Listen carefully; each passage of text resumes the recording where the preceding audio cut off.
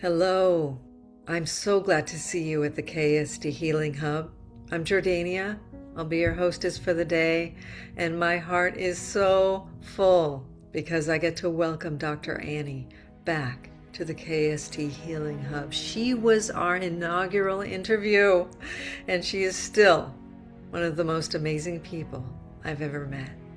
So let's welcome Dr. Annie, and here's some alpha about what's happening in the world of holistic care in the medical field. So here we are with Dr. Annie Weisman, one of my favorite people on the face of this earth. And Right if back you at you.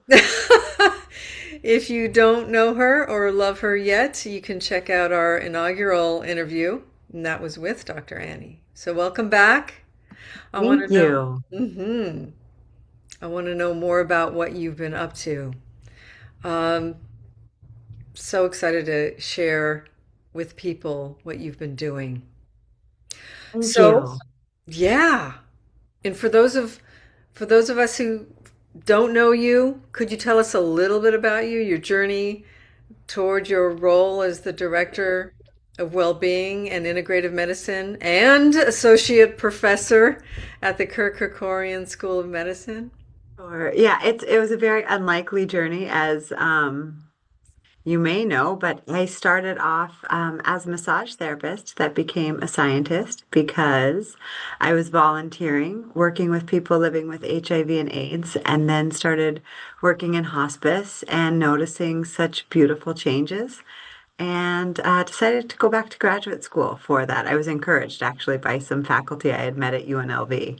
They were forming a new school of public health. And so, as my beautiful life would have it, I got to go to this new school of public health where I received both my master's in public health and then my doctorate in public health. And around that time, a new medical school at UNLV was forming. And I had the fortune of meeting the founding dean at a community health luncheon. And she came to it to get to know our community. And I shared with her the ideas that I had from studying prevention and working at end of life and doing all the random things my life had held so far. And that ended up turning into a role for me here as the school was founding. So I am coming into my 11th year here, which is bananas. Wow, Yeah, congratulations. thank you. And I just returned Saturday. I got to drive down to Tucson and see what one of my heroes has been up to, Dr. Andrew Weil. I remember reading his books when I was young and being so taken by how he understands healing. And so I was fortunate enough to get to go down there to his integrative medicine conference this last week and hear him speak, which was everything. And he was talking about reductionism and how, just that's limited us in so many ways. And he's so fun to listen to because he just thinks so brilliantly and beautifully. And Paul Stamets was there, the mycelium researcher, and I got to hear him speak at Burning Man when I worked that this last year. So all of my whole body was so excited and my brain, it was amazing. And I got to stay with two dear friends of mine who I work with through the Center for Mind Body Medicine. One is Dr. Nosheen Ranjabar. She's an integrative psychiatrist. She's doing a lot of work right now with Iran because that's her home country, and a lot of Farsi speaking groups in mind body medicine. And then her husband, Matt. And so it was really groovy. They live like 30 minutes away from where the conference was. So I was in the wilderness. And my little urban self was hearing animals that first night. And I was cracking up. I was like, friends, where do you live? What is happening? Seriously, can you Yeah.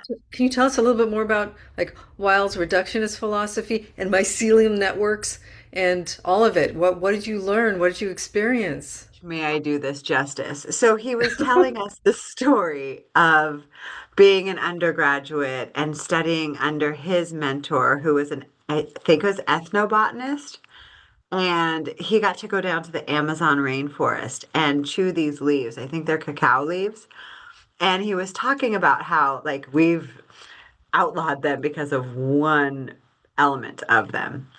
And there's like 14 other things that are wonderful that they can do. And so he was using that as an example. And it was really fun and funny to like to just think about it that way and how much we've sacrificed the whole in our desire to know more about the parts. And it's like I flip flop on this because I can totally nerd out and go down a rabbit hole and want to know every little detail about something.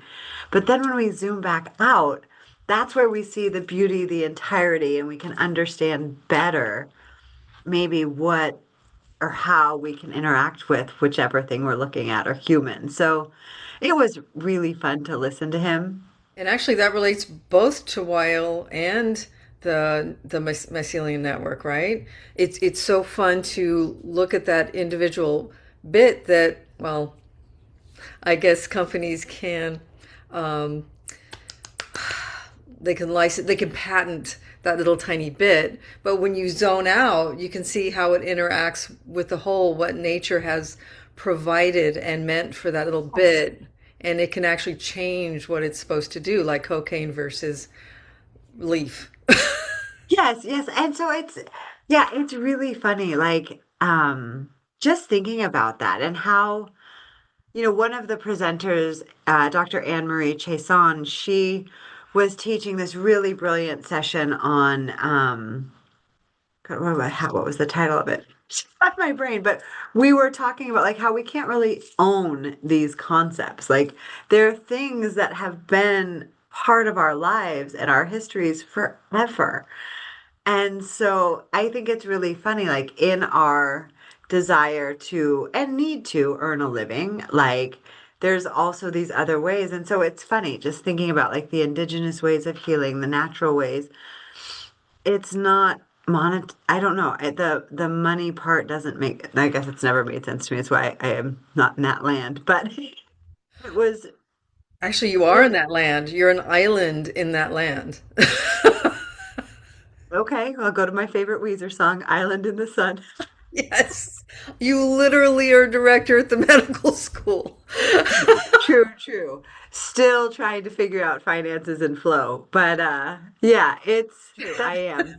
It was really funny when Anne Marie was doing her session. One of the things that was so rad about it was we did this thing where we tapped on each other on like the back of the heart chakra. And like it just feels like home to be in that community and to be with all of these like-minded people from all over the world that came in for this conference. And we're talking about all the different pathways to healing. And I just get so excited because where I'm situated in Las Vegas, Tucson's about 6 hours south of us, and their desert is glorious, so pretty. And then over about 4 hours west of us is LA with Dr. Hui's Center for East West Medicine. I'm like, Vegas, we're the perfect little nucleus to bridge all these different healing ways. And unlikely things have always happened here. So I feel like we can hopefully continue creating more of this integrative way, working with all of our colleagues that have come before us that have done such awesome work. Yes, but it takes a very special person because, like I said, you're an island within traditional Western medicine. So, but so is Dr. Wild. So are all these people that you're meeting with, and you need that foundation. You need to be able to see that little bit and really Mhm. analyze it correctly and measure it and everything. It can give us a better understanding of the whole. It just grounds it so well. I It does.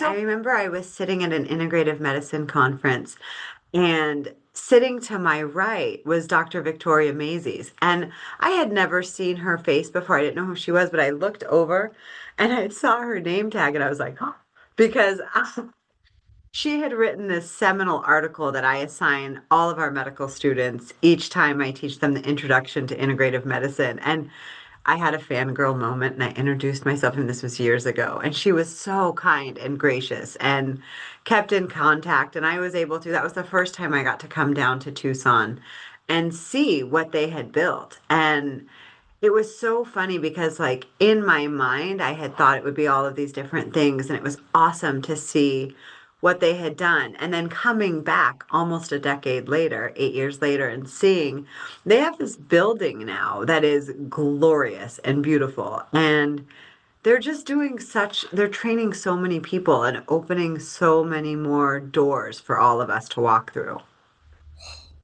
Well, speaking of fangirl, I'm a fangirl of the work you're doing because you are likewise with all these other people spearheading the holistic journey into traditional medicine. But speaking of journeys, you touched on it a little bit. You did go to Burning Man this year, I did. I was a volunteer. and it sounded intense and transformative. How did being in that radical self-expression of an environment deepen or shift your understanding of well-being? Wow. There's so much to unpack there. I felt like it was such an honor and a joy to get to go experience that. As a young person, I watched those caravans come through Reno when I was an undergrad up there. And I always thought, oh, this is for me. Heck yeah. And so I never went when I was young. And then as a 46-year-old woman, it was a different experience. What I learned about myself, I was exactly where I was supposed to be. I got to volunteer on the medical side with an awesome team of human beings.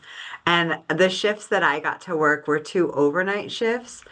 And that was really interesting. So, things that I learned about myself while I was there, I don't stay up late anymore. I'm an indoor cat.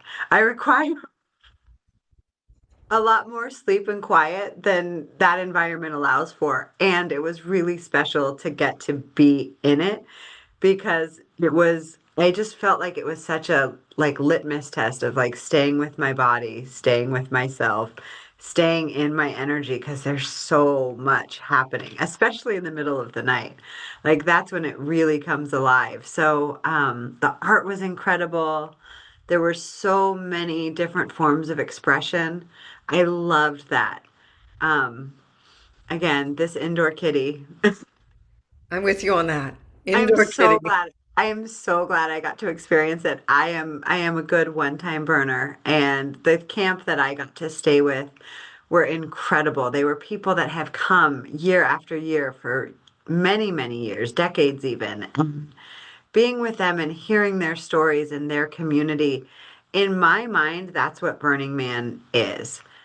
And seeing now with like cell phones and technology and all the things, I realize life progresses. That's that seems like less of what I would be more inclined to do. I liked my camp and just kind of, but yeah, it was, I'm glad I did it.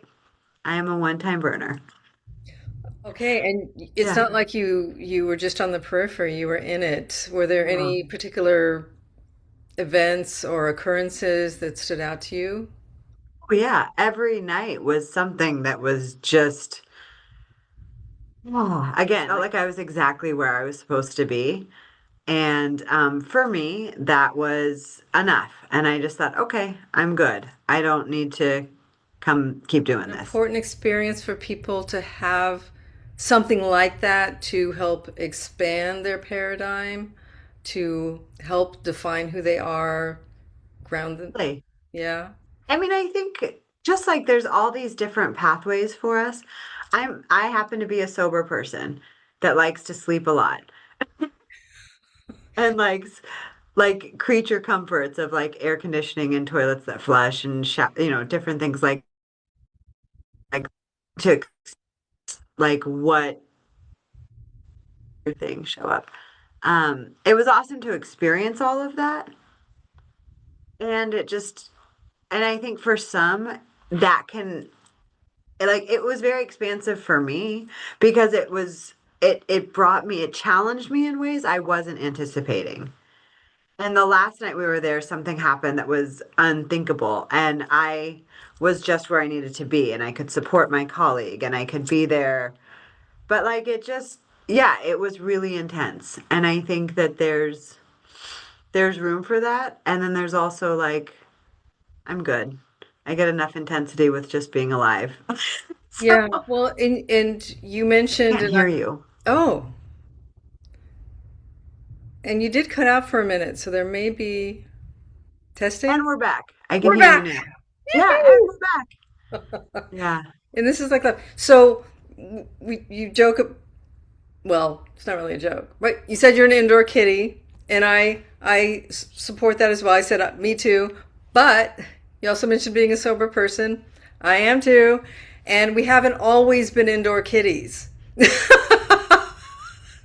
So my point Coffee was, just almost came out of my nose.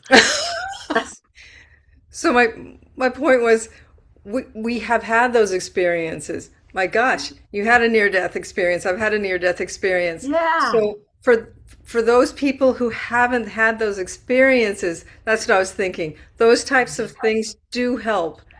expand our awareness. Um, so Yeah. it's really Yeah. good you went to Burning Man though too, and learned you Oh, were an indoor kitty because a lot of the people you touched needed you there. it was funny too, like the duality that exposed within myself, like who I am and who I think I am.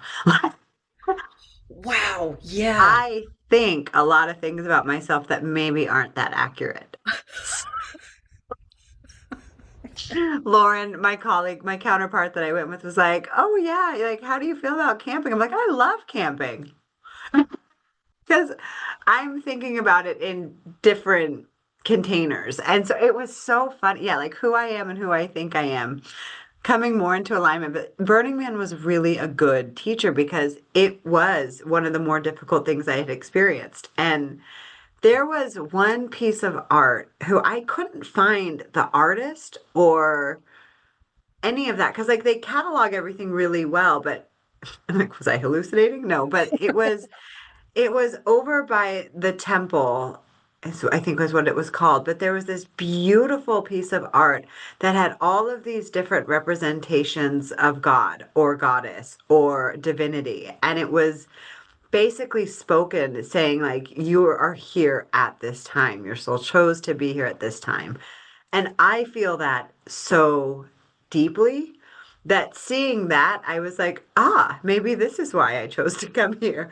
But it was really powerful to just be with that piece in the middle of nowhere, Nevada, with all kinds of stuff happening around on the playa, as they call it. And like, it was so wild. And I was like, does Mother Nature really want us out here? Oh, The sand is so alkaline. I think it's alkaline that you have to be really mindful of your skin. And I was like, hold on. There's all kinds of interesting things. wow. Yeah. Yeah, because when you were talking about it, it reminded me of when I followed the Grateful Dead. Um, yeah, fun. But Yeah. I don't know if I would enjoy living out of my camper as much anymore. But what a blessing to have done it. Oh, that's so funny. I just met a new Grateful Dead fan and who's also become a friend, and they were telling me that they have seen them when they play in Las Vegas. And I've been really lucky. I got to see them back when Jerry was still with us and now in this incarnation.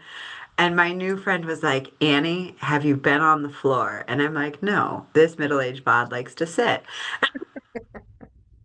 He's like, please, next time they come, get tickets on the floor because you can dance all night. Sounds like a dare. I think I'm up That for is the funnest place to be. it. Absolutely. Well, And Vegas shows were some of the best in the world. Yeah. yeah. Yeah. Yeah. So, but this is in this incarnation in this body. Right? I wish they would have their shows at noon now. A matinee, if you will. Please.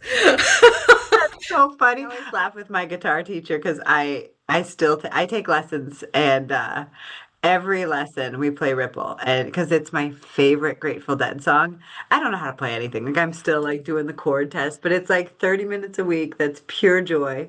And I'm like, all right, we're gonna play Ripple and then we'll get to it. What a great way to set intention, set the vibration. So, ready for healing, ready to make it happen, ready to bring holistic ideas to the mainstream. Ooh, Speaking of, good segue, because you are a certified faculty member. So not only are you a director at the medical school, you're a certified faculty member and supervisor with the Center for Mind Body Medicine. I mean, you're leading skills groups for UNLV med students and the broader Nevada community. How are you weaving Absolutely. mind body practices into the medical school curriculum? You know? It's how I do everything. It's how I start my classes. We breathe together first. Mm. We check in. We carve out I laugh with my students that we're like microdosing joy and peace and well-being because the idea of like changing our practices and doing like all of us have more than enough to do, right? Like we were never meant to be this busy. It's bananas. So I just weave it into what we're doing. And when time and space allow, I open up to do small groups for our students.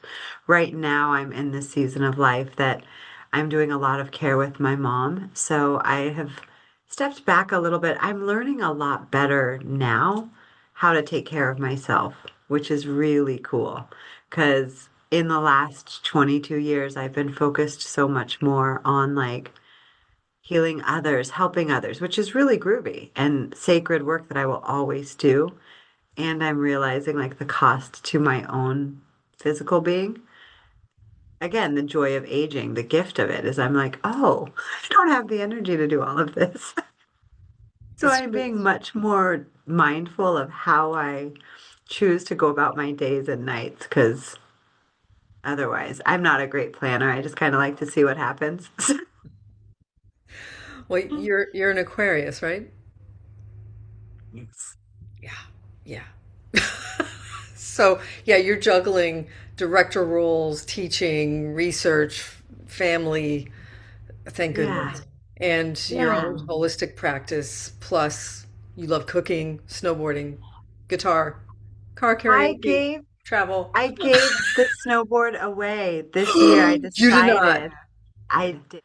I got to go to the most beautiful conference and this incredible researcher, Brooke Clevin, who's done a lot of really beautiful work with CTEs and brain injuries, was showing all of these slides of these beautiful injured brains. In my body, watching this in the winter, and I had been run into a few years ago. Somebody, I don't know where they came from. They came up from behind and just, that really knocked the confidence that I had out of my body. And I was looking at these images last winter and something came over me and I thought, you know what? I am so fortunate that this special brain of mine works as well as it does. I'm not tempting fate. And around that same time, our son's little sister from his mom's family, we ran into them. She was saying how she wanted to snowboard, and it was like perfect. So I gave her all my old gear and thanked my board and but yeah, I'm done. My God, we Yeah, talked about I the might two. learn how to snowshoe or something that's not going to hurt my brain. Yeah, but that's so. I just keep seeing, Chesed Gevurah balancing into fair, that true unconditional love, and in this case, that true unconditional love for self. New. Yeah. I was like, oh, thank you. And I'm so grateful I got to snowboard after my accident. It's really part of how I healed that time alone on the mountain and just being in my body. And I'm good. I love the snow, although this winter we had so little of it out here. It made it also easier this winter to say, oh, thank you. I'm good. Mm. Now, for those people that don't know your story, haven't seen our first interview, can you tell us a little bit about what happened to cause that Sure. brain injury? Yeah, 4th of July 1999, and I was up at Lake Tahoe with my friends. And I got into a car accident and had, gosh, all of these circumstances. I was drinking and driving. I was young and, stupid. And thankfully, there was a person who was a few cars behind me who had just received her paramedic certification. And she realized how critical I was. She called Care Flight. They were helicoptering me down here to UMC, and I coded on the way. And so they brought me back into Reno, and I was on life support for 6 days and in a coma. And I incurred a traumatic brain injury. So back in the day, they used to call it severe traumatic brain injury. Now they classify them differently. But yeah, I'm the luckiest lady. I woke up from that. I mean, really had consciousness, like, and somewhat of a working memory a month later. So it's been a long road back, and I'm very fortunate. And you did have a near death experience in that Yeah. process. I did, yeah. Yeah. I Yeah. was with my papa. So that's why I do the things I do and live the way I live. It's not that far away, and they're all around us, and it's pretty rad. Yeah. Yeah. And it's interesting 'cause often when we have near-death experiences, people think, well, you've seen the other side, you know it's all good, recovery should be easy, and it's not. It's not. Right, the shoulds, right? Recover. No, No, no, I'm so grateful you did it. You did it. me too. And you right back at you, sister. Thank you. Yeah, because I'm so glad our paths crossed. Oh, the sacred palace. Oh, that was so fun. That's so That was the fun. that was the best job. That was Yeah, yeah. We got to hang out at the spa, Qua Spa, Caesar's Palace, and just share wisdom. You'd walk into Annie's room, and there were like papers all over the table if she didn't have a client, working on her dissertation. I wrote my And- dissertation in that spa. yeah, yes, she did. Yeah, and I got to create KST there and outside, and we got to play. We got to play with So healing. magical. It was. Yeah. And And when I came to work there, I remember just being so blown away because I never wanted to work on the strip. I was like, that's not for me. And Amy had brought me over because we had worked together at the Ritz-Carlton. And I just remember coming in there and there were so many healers. There were so many of us that had studied all of these different ancient ways. And it was such a joy to come in and play and work there. I know people who would expect to find that on the strip in Las I Vegas. did not. That's why I was like, okay, Amy, I see what you're saying. I'll work here. Yeah. So did you have that at the Ritz-Carlton at all, We or we It was different. Like it's the different? space was so beautiful because we were out at Lake Las Vegas. Now it's a Hilton. And the property was so, I worked at another property out there before. The desert has this magic and this healing to it, and our fake lakes out there, but it was so beautiful out at Lake Las Vegas. And I used to love, even before I worked there, after my brain injury and when I moved back to Las Vegas, and once I was kind of like trying to go back to life, I remember going back out there or going out there and just sitting. There was this beautiful patio at the other property, and it used to be a Hyatt. I don't know what it is now, but I would sit out on that back patio sometimes till the wee hours and just write and brainstorm and really try to think like, okay, I get to be here, which is awesome. And what do I do with this life that I have? How do I spend it? Right. And the property you're talking about is called Lake Las Vegas, right? Mm. And And yeah. it's so beautiful. It's like an oasis in the Las Mhm. Vegas area. Yeah. So, um, speaking of writing, I know for a while now you've been working on a fascinating, although still yet unpublished theory about human behavior. So without spoiling the book and process, what sparked this idea for you? How is it influencing the well-being programs, if it is at all, that you're designing for the medical school? It just kept coming to me. Like I could almost like third eye, like just see it. It was through observation and watching humans and how we behave, myself included. I mean, as much as I can observe myself, but like just watching what we do and how things go. So it's a triangulation. And yeah, it is coming along. It's so funny last week in Anne Marie's Chaison's meditation that came through again, like carve out more time, right? Because it's the first thing to go. But it's so cool, and I think it has traction. I was talking to somebody last week, which reminds me I have emails I need to send following up from that. But I shared that theory with him, and he wrote it down. And he was like, "Oh yeah," and I was like, "Yeah, it's just basic human."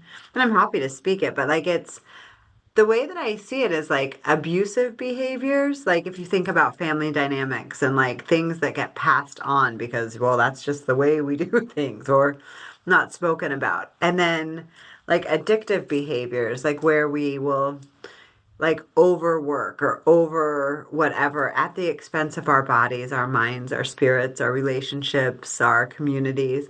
And then that underlying plane of, I have called it ego and BS. I can't think of a kinder a way to phrase it yet, but that's what comes up for me as I notice like how our egos play into things and other like stuff of life, like kind of, I call it BS. It's like a catch-all, but just the stuff like where we're doing humaning things that maybe aren't best and highest use, and how those things triangulate to create this not wonderful system of interaction, behavior, training, humaning. And so I keep thinking about like what's the inverse of that triangle? Oh, so I just saw the six-pointed star. So the inverse of a triangle, you put it together, you have the heart chakra. You have the six-pointed star, which is the geometric representation of the heart chakra. We are recording this on your favorite holiday, St. Patrick's Day, which is why we're wearing green and not getting pinched. But it also is the color of the heart chakra. So I'm wondering, does that have anything to do with what you're talking about? I think so. I think the Beatles were right all along. It is love. Oh, it is. I think the answer is love. I think the inverse of these family systems that where we might inherit these different things and pass down these different things that maybe harmed us, maybe helped us. Who knows? It's, every family's so unique in its own way. But I think looking at that with love, where did it work? Like we do that in genograms, right? Like we draw our families and where were the sources of strength? Were there people in the family that saw me, that helped me? Who are the helpers? Where do I see the patterns represented in my family and other things? So I think it's love. And then with the addiction part, oh, gosh, I'm all 22 years sober now, which is rad. And it comes down to love. Like I think about like that guilt and shame and like that stew that I carry or I carried so much more profoundly earlier, but like it's also good Irish Catholic upbringing, but like that, and just all the stuff that comes with that. And how do we get out of that? It's looking at it with love. There's nothing wrong with me. I was a human doing what I thought, and I come by it naturally through generations of different things. It's okay. I know better now. I can do different things. But I could also turn that addiction into overwork, which I did for many years. And so now it's like, no thanks. I'm going to detox from busy. I can. Yeah. So I think it's love and connection. Like that's what I was talking. I introduced myself to Paul Stamets and I was so like, like when you go meet one of your heroes and you're like, oh, blah, blah, blah. Nice to meet you. It's so funny because he was new to me too. I mean, I learned of him this summer at Burning Man and then started to learn so much more about his work and was just, and when he finished talking and later that morning, I went up just to say thank you. And then I was like, oh, and I have this idea. But I've been thinking about it since I did a small group in Florida with these people who were in that Parkland community who had experienced the Marjorie Stoneman Douglas High School shooting. And I think one of the members of our small group was a biologist, and we called ourselves the Marvelous Mycelium because we were so rooted and connected and grounded. And I was like, Paul, I think the answer is mycelium. I think you're right. I think right now it's that rooting. Sorry, this is the longest answer. That rooting, that grounding, that connection. Nature's showing us like she always has. Oh my God. We have to get out of our ego and BS to listen again, which we're human, so we're really good at not. And then sometimes Mother Nature reminds us again in her not so subtle ways. It goes back to the cocaine in the leaf. The micro, the macro. Yeah. It's like Ein Sof, like when we were talking, I was just sharing with Matt and Nosheen, I was doing KST on them. And I was telling them about like the origin of the Sphero and trying to do it justice with all you've written and what I can remember. Like it's like that tree of life, it's in every cell, everything. You can zoom up, go small. Yes. Yes. Oh my gosh, I love that. So you're doing that for yourself. You're teaching it, um, and you've talked a lot about burnout resilience. So with the medical students and physicians that you're working with and teaching, um, I mean, they seem to be facing unprecedented levels of burnout. What are the biggest well-being challenges you're seeing right now at UNLV? Our health system, we're training these students to go into a system that is so unwell. I mean, that's another example of that triangle, right? Oh, rad mug. So, but again, it's the micro going into the macro. Like we're part of these systems that are not well, right? Or we have these systems that are not well, or some are what parts of it are and some aren't. So, okay, where can we shine a light? Where can we connect? How do we work to shift out of this? So, to me, the answer is connection. It's love. It's acknowledge. It's also naming. Like I think about in recovery, like naming, Mm, like the importance of like, hey, this isn't okay. And it's what we're a part of. How do we, with love, with intention, with polarity and directness, name this? I don't think well, I don't know, but I don't think most people go into things to be nefarious or like to create a toxic, terrible way of living. Over time, I don't know how it's come to this. I mean, well, I have lots of theories, but like, here we are. So I think about it kind of like, okay, they're facing all of these challenges and their training's not easy either. And not that it needs to be easy, but to me, it seems like there are ways in which maybe we could do this differently so that in their training, it's not I don't know, there's just different things modeled, different things brought forth. speaking of models and bringing different things um, up, I noticed Mhm. a subtle little detail that I do want to touch on just because I'm curious about it. The shift from wellness to well-being. Yeah. What is that about? It was just intentional. For me, I kept seeing wellness everywhere. And the way that it was being used, I didn't always agree with. It felt, I don't know, it just didn't feel representative of what I wanted our program to be built around. And I think of wellness and illness. And I think about, hold on, like well-being to me seems more fluid and more representative of all of the parts. I don't know. It's nomenclature, but to me, well-being felt more embodied. It just felt more grounded. So I asked our former dean if I could change the name from wellness to well-being, and they said yes. And then we built a well-being wheel, which is really dope. And it has 9 dimensions instead of 8 because it was really important to me to include sexuality because in all of the years of doing all of the work I had done previously, so often that was it's a part of being a human. And when it wasn't well addressed, cared for, tended to, all of the other parts of us can go haywire. So we got that one included. That's Well, awesome. it came from too, like all the years that I was in my doctoral program, I also worked on a comprehensive sex ed program. So I would go from like hospice to like my GA job working on that comprehensive sex ed program. And we were funded through the Office of Adolescent Health to do this in African American churches. It was awesome. And then I'd go to night school for prevention. So, like, to me, death and sex are very human and part of life. When I would meet people during that era and they'd ask me, like, oh, what do you do for a living? And I would tell them, they'd like recoil, most of them. So, just keeping up with my two favorite topics.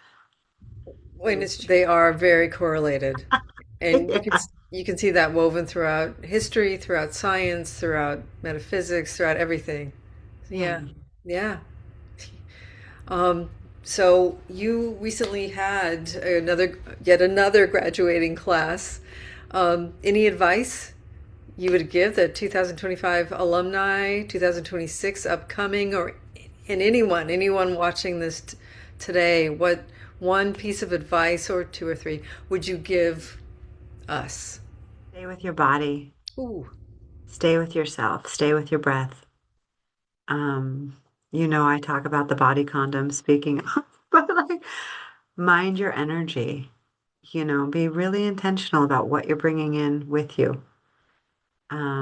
I teach our first year medical students, like their first PPE is their body condom. Like, please create some kind of a little ritual or way so that before you go in to be with others, before you leave your home, you have a way of kind of checking with yourself energetically before you anything else. I just think it's really important. And I was never taught that until massage school. And what a gift. So just being, I mean, we're all energetic beings, and very few of us are taught how our energy impacts each other. So I just think it's rad. yes, it is. So, with all of this, and thank you for giving us the alpha. That's why I like, on this channel, I hope we can check in with you regularly because Yeah. you really have an overview of what's happening in the holistic world in the mainstream, and you are really one of those people that's helping manifest what's, well, I'm a little biased, but what's so important, what could serve health and well-being and people's journeys so well. So thank you for doing this work. What? Thank you. Yeah. Oh my Thanks for gosh. being one of my teachers. I mean, what a gift to learn with you, from you. Every time I talk to you, I feel like I glean more of like, oh, yeah. Well, and we have models exist that are really beautiful and holistic. Like just this last week at the conference, I was like, hospice is integrative medicine. We have this beautiful team of people all working together collectively in the care and love of a human being as they are leaving this earth. Yeah. Why are we not doing that from birth all the way through the lifespan? We already have it. It's, Right? It's you. You yeah.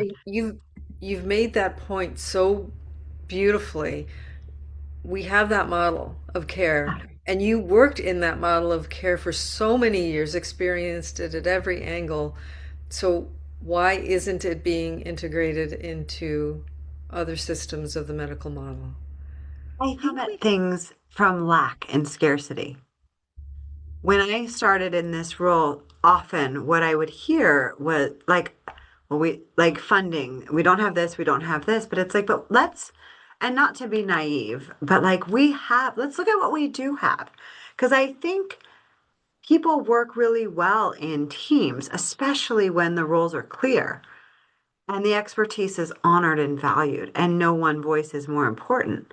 Like, yeah, you can lead the team, but this is your role, and you know this, and you do this. And like, I think about the IDG meetings, which I think, as I said that acronym, I think it was interdisciplinary group, but we would have, every week about our patients.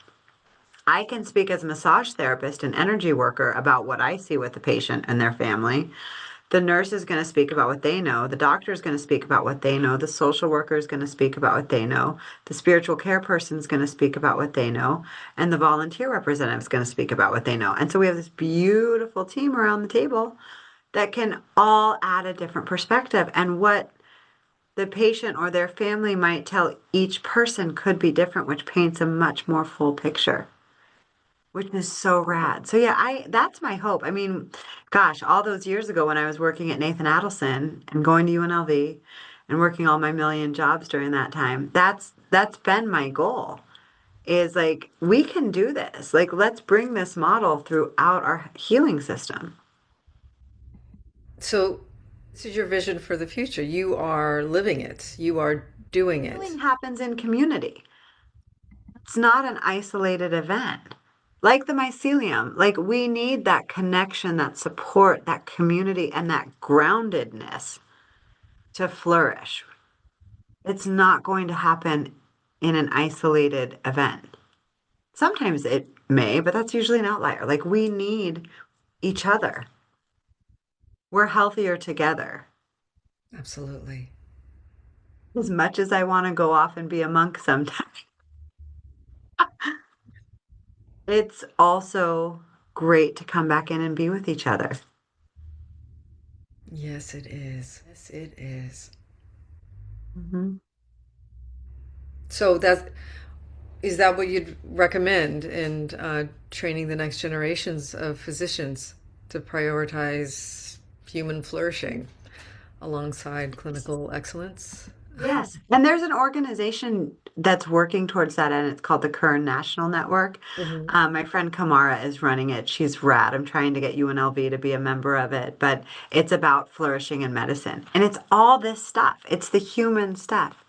It's connection, it's community, it's normalizing that we're humans taking care of humans and that there's an impact of that. This era, I pray that this era of like stiff upper lip and like acting as though these things don't impact us will fall into our rear view Mm. because it is so important to tend to our emotions and be emotional because we're doing emotional work. We're doing really sacred work and it does impact us, and that's okay. I think it's in the pretending that it doesn't where I harmed myself. Like, oh, I'm Annie, I'm a death person, I'm fine. Yeah. Oh, yeah, it's sad, it's hard. And it's okay that it's sad and it's hard.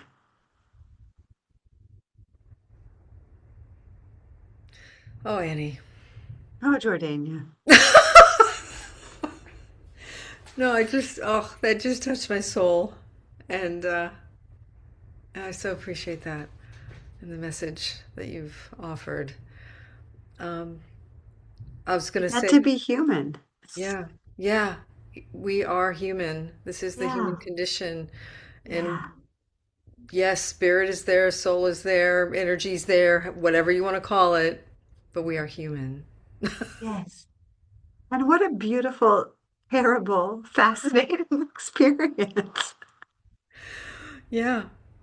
So maybe Yeah. that loops back to one of the things you initially said, just connecting with the breath, setting that intention. You mentioned a song I can't quite remember, but it was a good way. Grateful Dead. So I'm turning into a Swiftie. I saw her. Gosh, she opened for George Strait in Las Vegas 100 years ago before she was like Taylor Swift, like that took over everything and is such a goddess. There's a song that she wrote called The Fate of Ophelia. It's also really easy to play. So my little yin and yang is my Grateful Dead ripple, followed by Fate of Ophelia. And then I try to play something else. But I need all the cheat sheets. It is such great fun. Full frequencies to ride the wave of the human condition and journey.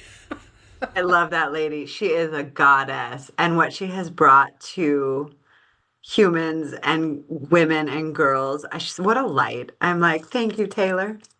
I was late to your game. I started off strong with you, and then, 90s, 2000s were rough for me. And back in later. You're back. You are back. You are here. You are present. You are Speaking of, doing. have you ever seen The Devil Wears Prada? Yes.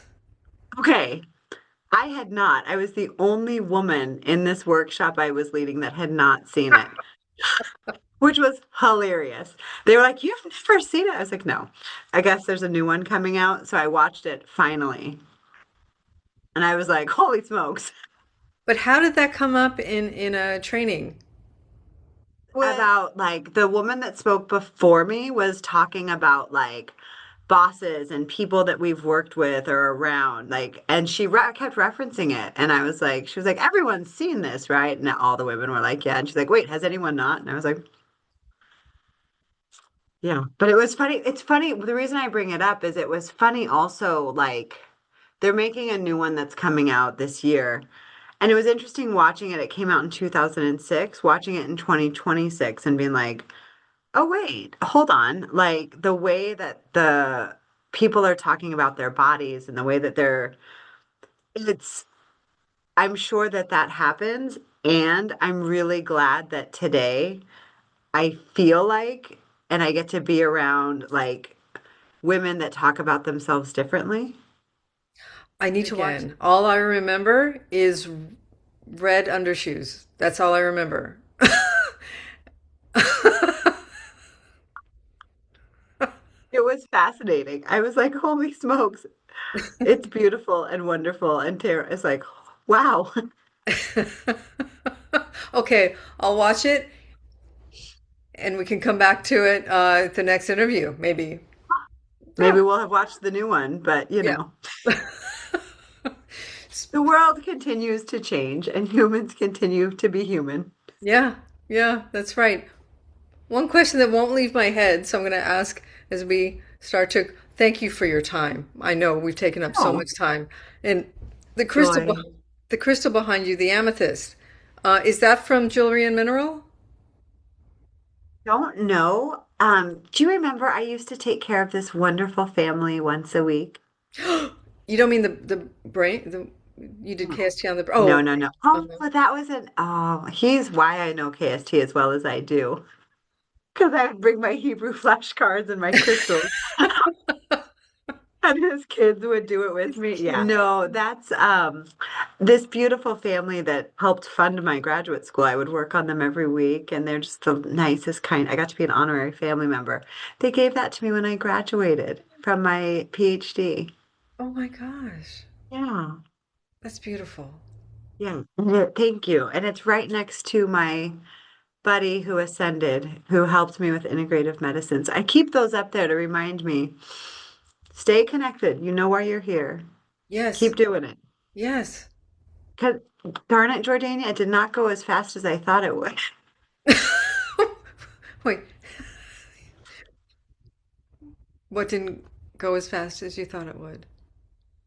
I'm a bit of a magical thinker, but when I came here Yeah. in this role, I thought naively that I could have this integrative medical idea center teaching up and running. And by 10 or 11 years out, we'd have an integrated health system, we'd have integrated spaces. I really thought this all the way through, just without the humility and knowledge of how long things take. So Oh my God. Because now I, you are at that 10, 11 year mark. and And I'm very humbled. okay, great. Because from my perspective, you've done a lot. But Wow. but you can see that big vision Yeah. that there's still more to do. And we briefly discussed, I took a peek at your chart before we started, and for the next X number of years, yeah, it's all about this work. You're Wait. so I guess that has to do with your vision. Very humbling and standing next to that gorgeous building and space that they've created in Tucson, the Andrew Weil Center, which the acronym is awesome. Which how great is that? Yeah. I'm so Um, glad he's still doing this work because he got a lot of pushback in the beginning. and I love his spirit. I've had two conversations with him back in 2018 and got to hear him this last go round. But wow, he has inspired my whole journey. And seeing him continue on with love and joy, I'm like, heck yeah. Yeah. Heck. May we keep marching on and dancing Yes. a little bit and playing because it's coming either way.